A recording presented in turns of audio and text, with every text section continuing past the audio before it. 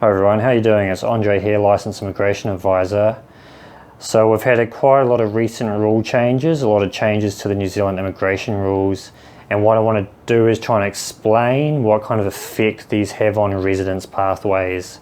So this video is mainly for people in New Zealand who are planning to try and get New Zealand residence, so you might be on a temporary work visa, student visa, visit visa, whatever.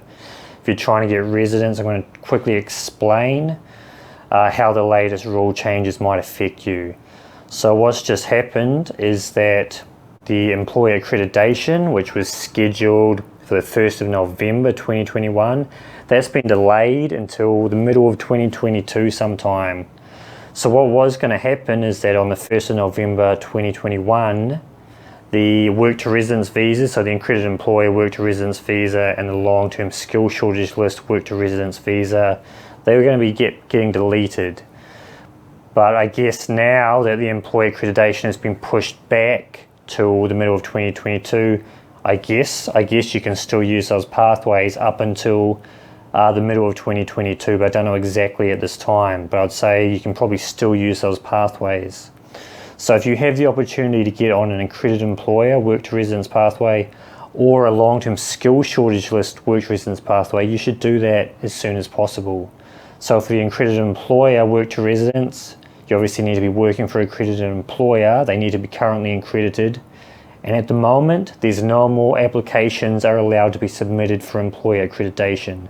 So if your employer is not accredited now, they can't just go and submit an application because they're not accepting any new applications for employer accreditation under the old system.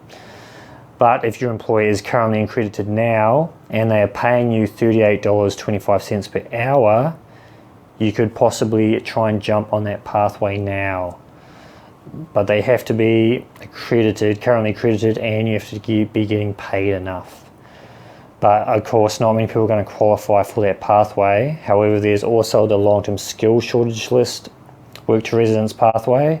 So if your job is on the list, if it's listed on the long-term skill shortage list, and you meet the requirements of the list, so the qualification or work experience requirements, you might be able to apply for this visa.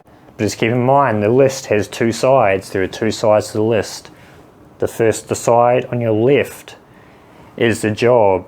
So is your job your occupation? On your left is the jobs. On the right is the qualification and work experience and possibly occupational registration requirements. So it's not enough that your job's on the left side, you also need to meet the requirements on the right side. So that could be qualification requirements, work experience requirements. You might need to have occupational registration. You have to make sure you carefully read the requirements on the right side and you need to meet those requirements exactly. But if you can do that, then try and get on a long-term skill shortage list visa as fast as possible, because we don't really know what's happening with those visas. Because it's very confusing at the moment because they've pushed back that employer accreditation, so I guess you can still use these work to residence pathways until the middle of 2022. But I'm still waiting for clarification to know exactly. So you got those two pathways. The other pathway would be the skilled migrant category when ELI selection resumes. At the moment, I have no idea when ELI selection resumes. I don't think anyone has any idea. It's Sunday now, so I suppose on Monday tomorrow they could resume selection if they feel like it, or it could be in 6 months, it could be in a year. Nobody has any idea when ELI selection resumes, but there's another option for you there. I'd also add that if you've already submitted an expression of interest and you're waiting for it to be selected, that doesn't mean that you can't utilise the other residence pathways. For example, the pathways I've just mentioned, the accredited employer, work to residence, or the long-term skill shortage list. If you can qualify for those, you can also get on those pathways as well. It's not going to affect your ELI. You can be on as many residence pathways as you qualify for. So if you're trying to do the skilled migrant category pathway to residence, you've got your ELI submitted, you're waiting for it to be selected, but you also qualify for accredited employer or a long-term skill shortage list work to residence, get on those pathways as well. Then you've got two possible pathways to use, and that's going to increase your chances. You're not just limited to one pathway. So it's getting very difficult to get New Zealand residents at this time. If possible, just get on as many pathways as you can. Keep your options as open as you can, because it just gives you a better chance overall.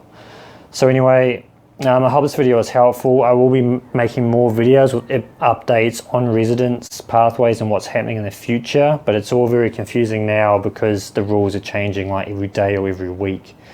But keep following my videos and I'll keep you updated, and please like, please share, and please subscribe, and I'll see you all later.